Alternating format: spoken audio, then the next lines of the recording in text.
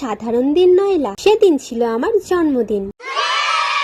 হ্যাঁ ছিল বলছি তার কারণ আমার জন্মদিন আগেই চলে গেছে। আমি ভিডিওটা অ্যাজ ইউজুয়াল অনেক পরে পোস্ট করছি।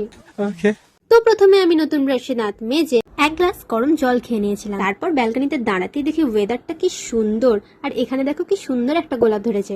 তারপর নতুন চাদর দিয়ে বিছানাটা ভালো করে পেতে নিয়ে মায়ের বানানো জামাটা দিয়ে একটু ফ্লেক্স করছিলাম আর কি।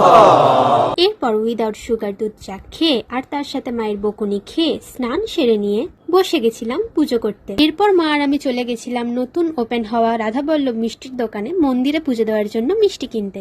তারপর মন্দিরে ভালো করে পুজো সেরে বাড়ি ফিরে পেয়ে গেছিল প্রচন্ড খিদে। রাধাবল্লভের মিষ্টিগুলোর দাম হয়তো একটু বেশি, কিন্তু খেতে দারুণ। আর তার সাথে মায়ের বানানো কমপ্লিমেন্টারি দই লাস্সি খেতে না খেতেই হাজির হয়ে গিয়েছিল এত কিছু খাবার। ব্যাপারটা কি ওয়াও ওয়াও না? আর এই সুন্দর আসনটা মেড বাই মাদার ইন্ডিয়া। তারপর আমি খেতে বসে পড়েছিলাম, কিন্তু চেষ্টা করেও আমি সব কটা পথ শেষ করতে পারিনি। তারপর কোকা কোলা খেতে খেতে একটু স্কিন কেয়ার করতে না করতেই দেখি উষা জেঠি চলে এসেছে আর আমার জন্য এনেছে একটা সুন্দর চকলেট। আর এদিকে ট্রেন্ডিং রিলস রিক্রিয়েট করতে গিয়ে তো হেসে কুপোকাত। রিলসটা তোমরা আমার ইনস্টা অ্যাকাউন্টে দেখতে পেয়ে যাবে। And it was the time for cake cutting. তারপর সন্ধ্যেবেলা সুন্দর করে রেডি হয়ে বেরিয়ে পড়েছিলাম ডিনার করতে।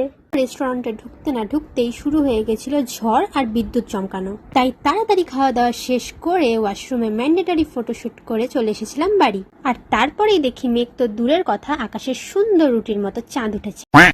যাই হোক, তো আজকের ভিডিওটা এই পর্যন্ত।